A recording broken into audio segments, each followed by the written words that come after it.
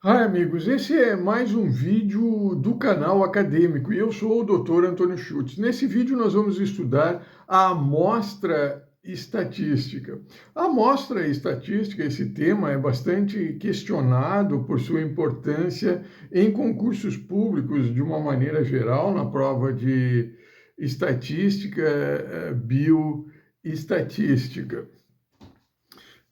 Também esse tema é de interesse tanto acadêmico quanto eleitoral. Relativamente à academia, a seleção da amostra é um dos temas, a etapa inicial da implementação de um projeto de pesquisa. Também você necessitará desse tema para a elaboração dos trabalhos de conclusão de curso. E se você não se enquadra relativamente à importância desse tema nesse contexto, é importante também para você compreender o porquê das pesquisas eleitorais elas errarem tanto. De maneira que nós temos a população e que é um conjunto de elementos, de indivíduos, de criaturas, de objetos, de eventos que guardam entre si uma característica em comum.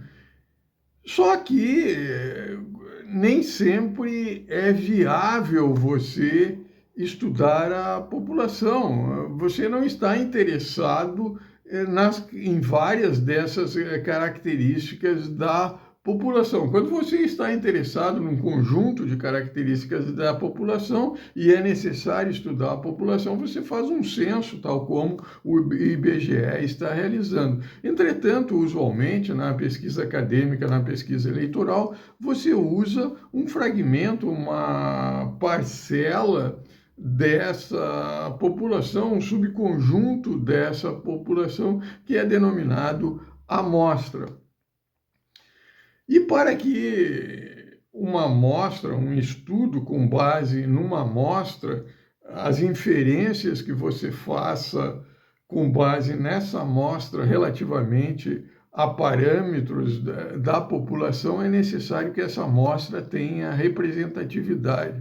E a representatividade de uma amostra, ela é basicamente decorrente de duas características, ou seja, ela tem que ser representativa dessa população, ou seja, ela deve expressar a variabilidade, uma variabilidade que essa população apresenta. Se ela não apresentar não representar essa variabilidade, que em muitos casos é natural da população, ela não é uma amostra representativa. Exemplos de variabilidade natural de uma população por exemplo, quando você está pesquisando a cor de maçãs. Você tem cor verde, cor vermelha, na proporção de 2:1, de vermelhas para verdes. Você tem que expressar, quando for selecionar a amostra, essa proporção ela deve estar expressa na população. Um outro exemplo, quando você está pesquisando o número de horas que os adolescentes permanecem na internet, é usualmente comum você encontrar diferenças relativamente ao número de horas que esses adolescentes permanecem na internet. Então, também é uma outra variabilidade natural. Um outro exemplo seria quando você está pesquisando o tamanho vamos supor, de maçãs constituídas de diferentes pomares. é também usual você encontrar uma variabilidade natural, porquanto cada pomar pode ser constituído, as maçãs oriundas, que têm origem em diferentes pomares, podem ter também origem em diferentes espécies. E como nós sabemos, nós temos 8 espécies de maçãs. Então, dependendo da espécie, a maçã vai apresentar um determinado tamanho. Então, essa variabilidade ela tem que ser, ela deve estar contida também na amostra selecionada a partir dessa população. Outros exemplos são a variação por sexo, variação por variabilidade, por idade, dentre outros tipos de variabilidade que podem estar presentes e devem ser expressos na amostra, na seleção dessa amostra. É importante, também se ressaltar relativamente. É importante se ressaltar, se fazer também uma distinção relativamente aos parâmetros que caracterizam essa variabilidade. Quando você está trabalhando com uma amostra, a variabilidade é basicamente a variância, o desvio padrão, que é a raiz quadrada da variância. E quando você está trabalhando, por exemplo, num trabalho de meta-estatística, de meta-análise, em que você usa diferentes amostras oriundas de diferentes estudos, essa variabilidade entre esses estudos, entre essas amostras oriundas desses estudos, é denominada de heterogeneidade. Um outro parâmetro característico da representatividade da amostra é o tamanho amostral. E para se determinar o tamanho de uma amostra, existem basicamente 3 métodos: o método gráfico, o método computacional e o cálculo por meio de fórmulas. Basicamente, o método gráfico esse tamanho amostral, ele expressa a relação entre o tamanho da amostra, a confiabilidade e o efeito desse tamanho, o efeito size da amostra. Então, basicamente, quanto maior for a amostra, mais representativa ela é. De maneira que, quando se expressa essa relação entre o tamanho da amostra e a confiabilidade da amostra, essa relação é expressa por meio de uma parábola em que, à medida que se aumenta o tamanho dos constituintes, melhor dizendo, dessa amostra, se aumenta a confiabilidade, de maneira que se expressa uma parábola em que o aumento dos elementos dessa amostra aumenta a confiabilidade, de maneira que, quando se atinge nessa parábola cerca de 70 a 80 elementos, se tem uma confiabilidade de 95% e um erro aproximado de 5%, que é o usualmente aceito na pesquisa acadêmica, na pesquisa eleitoral. Quando se aproxima de 100, ou quando se atinge 100 elementos nessa amostra, se atinge um índice de confiabilidade de 99%. 99% e um erro de 1%, de maneira que, ao se atingir 100 elementos, se atinge um platô nessa parábola, de maneira que, mesmo aumentando esse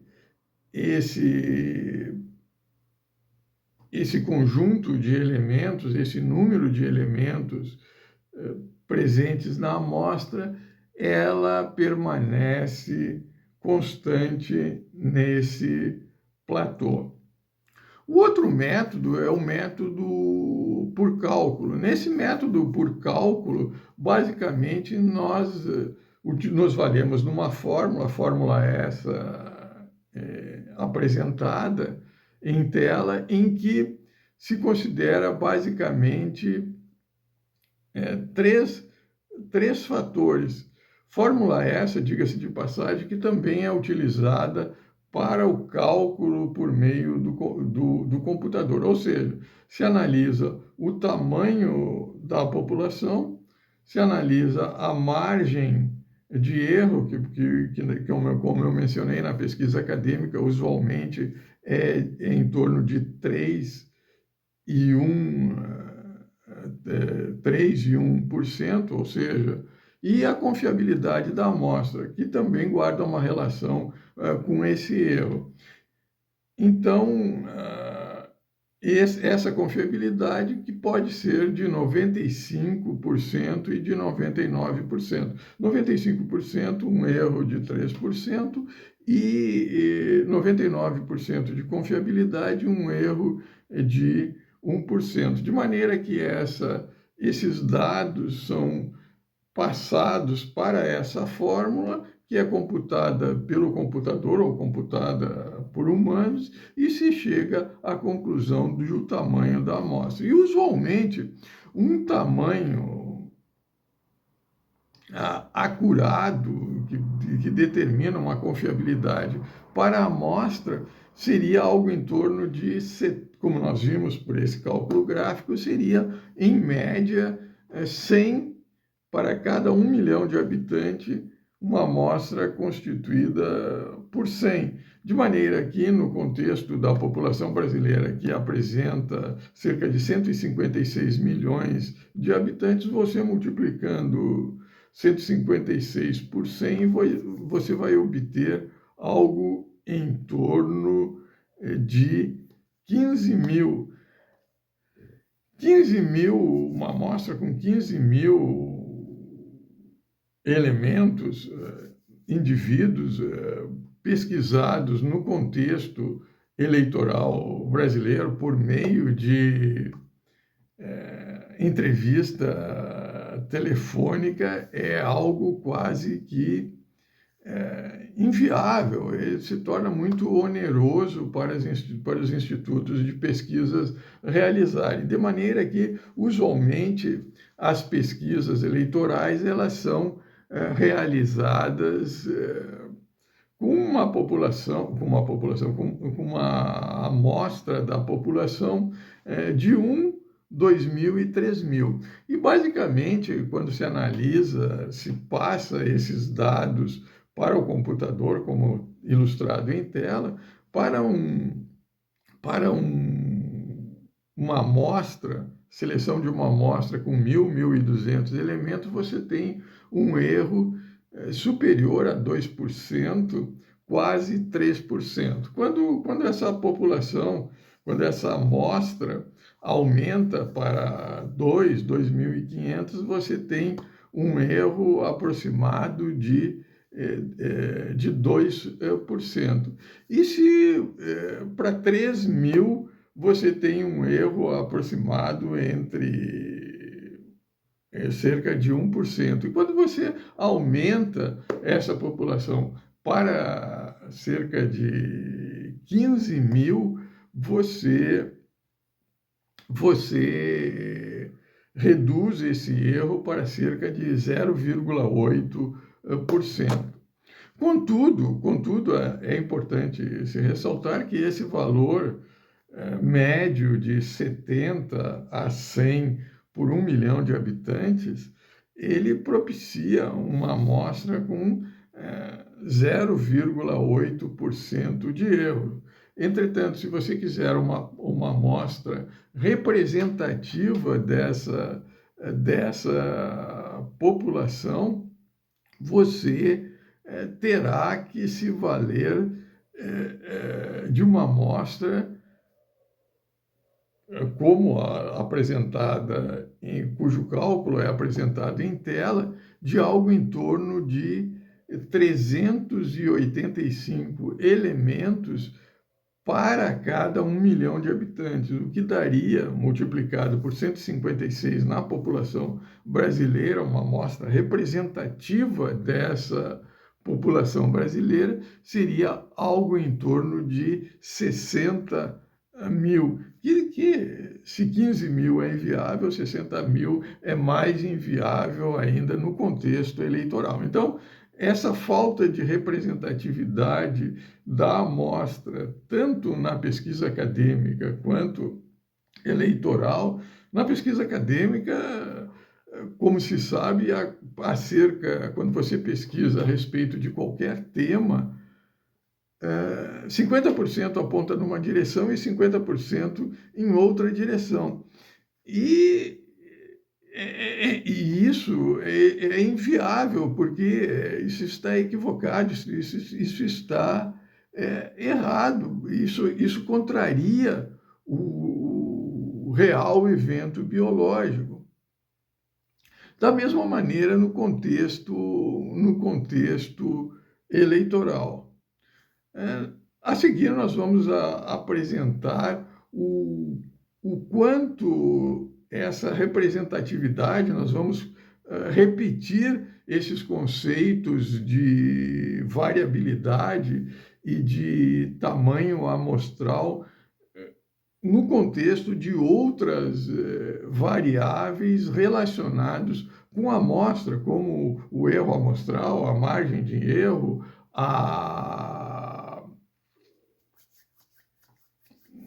o intervalo de confiança, dentre outros conceitos básicos que são importantes para você compreender a seleção da amostra e, no contexto da amostra, da seleção amostral, do estudo da amostra, da seleção dessa amostra, responder às questões de concurso público. Isto posto, nós passamos a estudar o erro amostral. Basicamente, o erro amostral ele decorre da variabilidade e do tamanho da amostra, ou seja, a amostra ela não é representativa da população em decorrência dessa variabilidade que é decorrente, que guarda também uma relação com o tamanho da amostra. Usualmente, as amostras muito pequenas acrescentam variabilidade à amostra. Por exemplo, quando você está analisando o tamanho de maçãs e você pega amostras muito pequenas dessa população de maçãs, elas podem apresentar variabilidade referentemente à média do tamanho dessas maçãs. Por exemplo, no caso das pesquisas eleitorais, quando você encontra pesquisas eleitorais com diferentes médias, é quase certo que essa amostra reunida ela foi obtida por meio de uma amostragem nessas pesquisas que pode não ter sido representativa da população, do eleitorado relativamente a determinado candidato. E no contexto do tamanho da amostra, também se sabe que existe uma relação entre o tamanho da amostra, a variabilidade, porquanto amostras muito reduzidas podem, além de acrescentar essa variabilidade para a amostra, ela pode também não ser representativa pode não captar a variabilidade natural dessa população.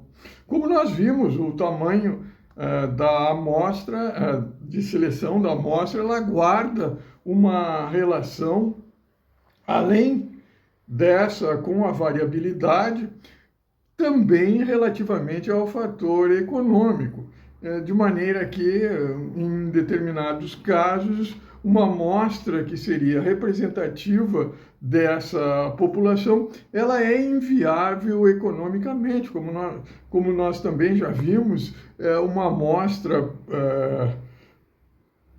para ser representativa, usualmente, para cada 1 milhão de habitantes, teria que ter 100 elementos nessa amostra, o que daria, multiplicando 100 por 156, que é o tamanho da população brasileira, algo em torno de 15 mil, em torno de 15 mil, 15 mil entrevistados por telefone, onera bastante o custo dessa pesquisa. Também um outro erro que é frequentemente identificado relacionado com o tamanho amostral é relativamente à pesquisa acadêmica. Na pesquisa acadêmica, existe um erro que é você não selecionar o tamanho amostral, que determina uma falta de determina uma falta de representatividade dessa amostra em decorrência desse tamanho reduzido, relacionado com o tipo de trabalho, com o tipo de pesquisa que você está realizando. Por exemplo, na pesquisa acadêmica não é incomum você encontrar aquele pesquisador que entende que pelo co-word, pela metodologia do co-word, ser mais acurada, proporcionar uma metodologia mais acurada do que o controle de casos, estudos por controle de caso, que se valendo de uma amostra com o mesmo número da utilizada, da confiável para um controle de casos, que é algo em torno de 70 a 100, 70, 80, você tem um nível de confiabilidade de 95% e 100 elementos, algo em torno de 99% de confiabilidade, que empregando essa amostra com esse tamanho de 70 a 100, para um estudo de controle de co-word, melhor dizendo, você obteria um resultado mais acurado no co-word do que se valendo do controle de casos. Não, se você utilizar uma amostra entre 70 a 100 elementos, o resultado será mais acurado no controle de casos do que no co-word, porquanto o método de seleção da amostra referentemente ao co-word, que é por meio da probabilidade, ou seja, você considera a incidência de doença no grupo controle ou no grupo não exposto em relação ao total desse grupo, enquanto que no controle de casos ele tem como base a proporção, ou seja, a incidência da doença no grupo controle é comparativamente não ao total da amostra, mas aos indivíduos que não foram acometidos por essa doença. Então, no co-word, você necessita de uma amostra com maior número de elementos do que no controle de casos. Então, esse é um erro bastante frequente relativamente à pesquisa acadêmica. Também um outro erro é decorrente do próprio método, outro erro amostral é decorrente do próprio método de seleção dessa amostra. Esse método de seleção dessa amostra, que pode ser realizado por 5 métodos, ou seja, aleatório simples, conveniência, sistemático, clusters e estratificado, ele também vai apresentar uma probabilidade de erro maior segundo o método utilizado. Desses métodos, o que se apregou, que apresenta maior confiabilidade é o aleatório simples, em que você realiza uma listagem e propicia um sorteio de modo a constituir essa amostra aleatoriamente, em que cada um desses elementos que vão constituir essa amostra teriam, em tese, igual chance de serem sorteados por meio desse sorteio. Esse é um método que apresenta o inconveniente de ser oneroso e de ser a despeito de ser o considerado que com menor probabilidade de erro, ele é mais válido quando essa amostra está localizada em uma determinada área geográfica. O método sistemático é aquele em que você pega o total da população, divide pelo número de elementos que você quer extrair dessa população para constituir a amostra e descarta os que estão no intervalo desse sistema, dessa divisão. Por exemplo, se você está estudando um corte histológico e você quer selecionar 10 campos, se você fizer isso para contar o número de células, se você fizer isso aleatoriamente, você pode contar células pertencentes ora a um campo, ora a outro, ou seja, você pode contar células mais de uma vez. Entretanto, se você utilizar um sistema em L de análise desses campos, ou seja, você vem conta 1, 2, 3, 4, 5, depois inverte o L e vai contando o número de campos. Vamos supor que você fez essa contagem, deu 50 campos, e você quer contar dessa população de 50 campos, você quer constituir uma amostra com 10 campos. Então, você divide 50 por 10, vai dar 5. Então, você 1, 2, 3, 4, 5. No quinto campo, você conta. Posteriormente, você descarta mais 5. No 10º campo, você conta, e assim sucessivamente. Isso se chama amostra sistemática. A amostra por conveniência é aquela em que o pesquisador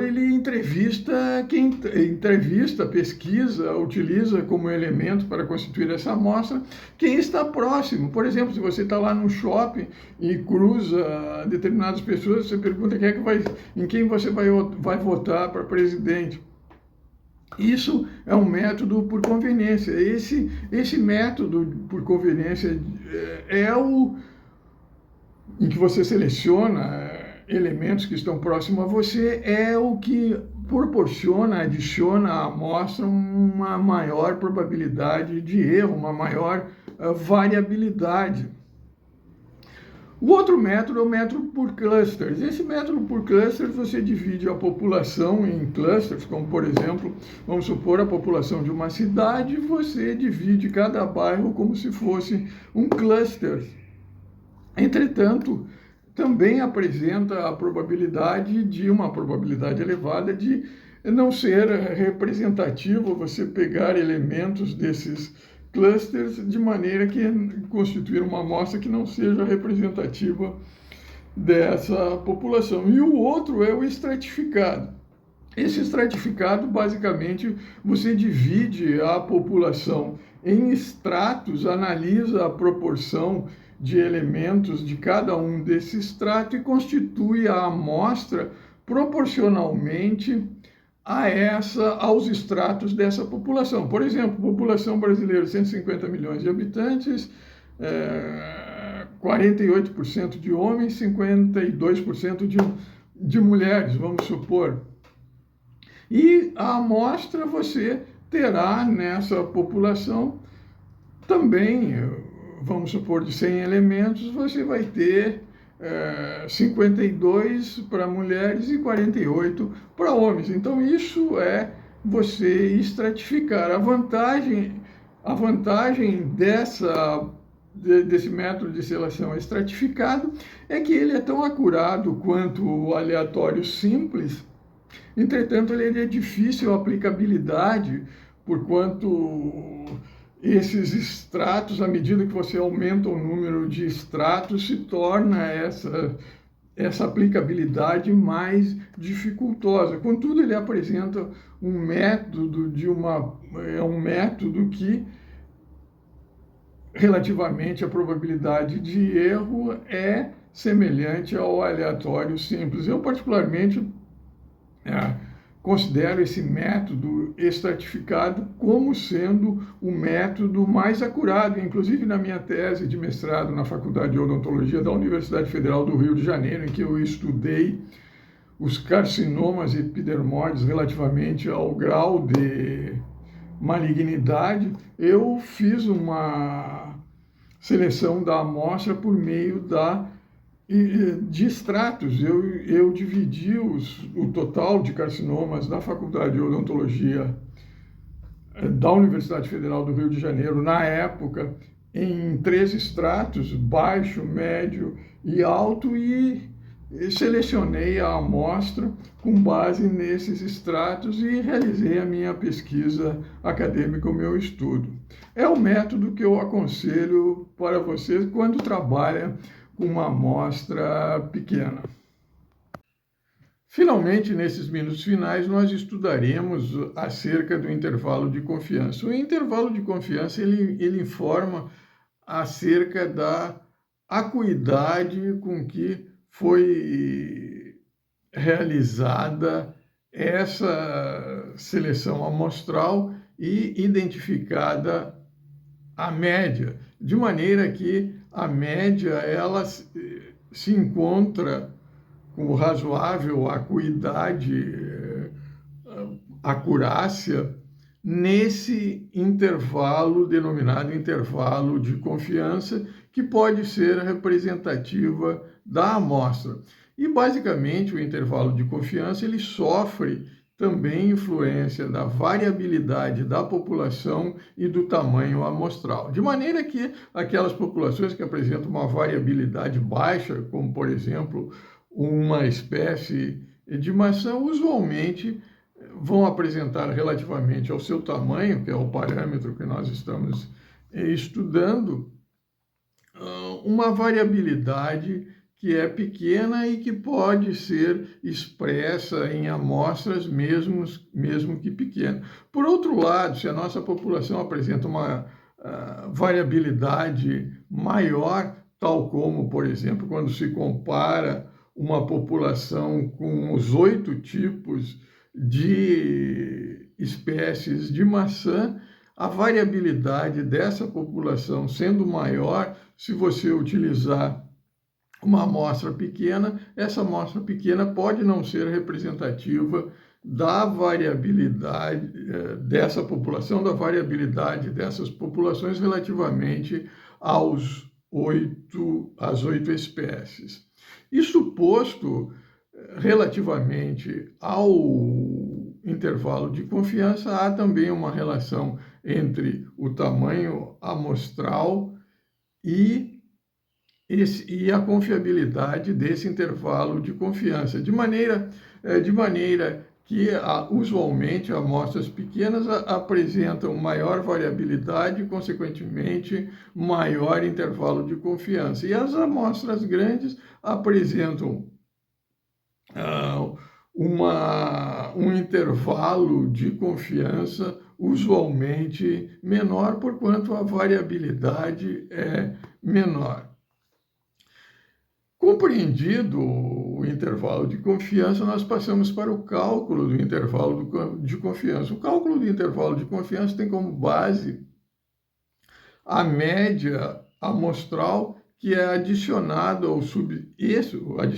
e subtraída de um valor tabelado T, que é encontrado em tabelas, valor esse que varia conforme a confiabilidade. Quanto maior for a confiabilidade que nós desejamos trabalhar com essa amostra, com esse intervalo, maior será esse valor T. Eu sugiro que vocês consultem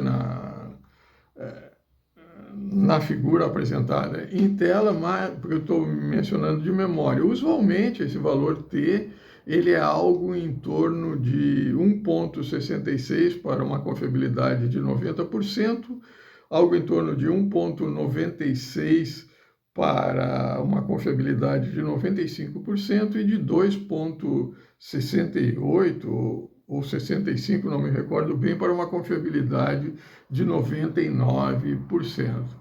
Aí esse valor T, ele é multiplicado pelo erro amostral. O erro amostral é basicamente o quociente entre o desvio padrão e a raiz quadrada do tamanho da amostra. Como nós sabemos, o desvio padrão ele é a raiz quadrada da variância, de maneira que é uma medida que mede a dispersão da amostra, o desvio padrão. Ou seja, ele avalia, ele informa o quanto o valor obtido por um determinado dado, por uma determinada amostra, no caso de trabalharmos com amostra, se desvia dessa média, melhor dizendo, o quanto os valores de um determinado dado se distancia da média dessa obtida pelo conjunto de dados dessa amostra. De maneira que o intervalo de confiança, relembrando, é a média da amostra somada ou diminuída do valor T tabelado multiplicado pelo quociente entre o desvio padrão e a raiz quadrada do tamanho da amostra, que é que sinaliza e que informa o erro amostral. De maneira que o produto do valor T tabelado pelo erro amostral dá a margem de erro dessa amostra. Basicamente, esse é o cálculo do intervalo de confiança. E para concluir esse vídeo, não me tornar muito extenso, ainda caberia nós abordarmos, no contexto desses vídeos, os erros não amostrais, os BIAs, que são alguns BIAs relacionados com, ou seja, vieses relacionados com o tamanho amostral e outros não relacionados com o tamanho amostral. E dentre esses BIAs, esses vieses não relacionados com a seleção da amostra, com o tamanho com amostral, mas que interferem nesse tamanho amostral, eu ressalto um bias, um viés que é bastante frequente, tanto nas pesquisas eleitorais quanto na pesquisa acadêmica, qual seja o viés decorrente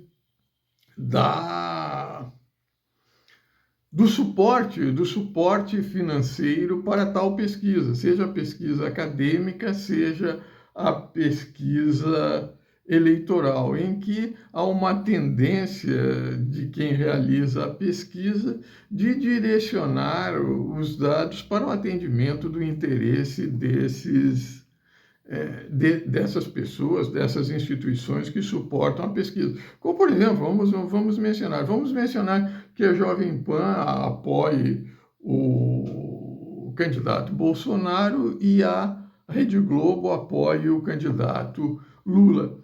De maneira que a instituição, como por exemplo o IBGE, ele direciona essa pesquisa, o tamanho da amostra, os resultados dessa pesquisa, no direcionamento de favorecer ou agradar a Rede Globo. Por outro lado, instituições como, por exemplo, aquela que reúne os supermercados, ou então a Jovem Pan, que apoia o candidato Bolsonaro, vamos supor que apoiasse o candidato Bolsonaro, direcionaria os resultados dessa pesquisa, seleção amostral, no direcionamento de favorecer o candidato Bolsonaro. Isso se chama viés de suporte. No mais, um grande abraço e eu espero que esse vídeo possa ter contribuído para você compreender um pouco do que ocorre em relação às amostras na pesquisa acadêmica, na seleção da amostra, na constituição da amostra, na importância na pesquisa acadêmica e na pesquisa eleitoral. No mais, um grande abraço e nos vemos no próximo vídeo.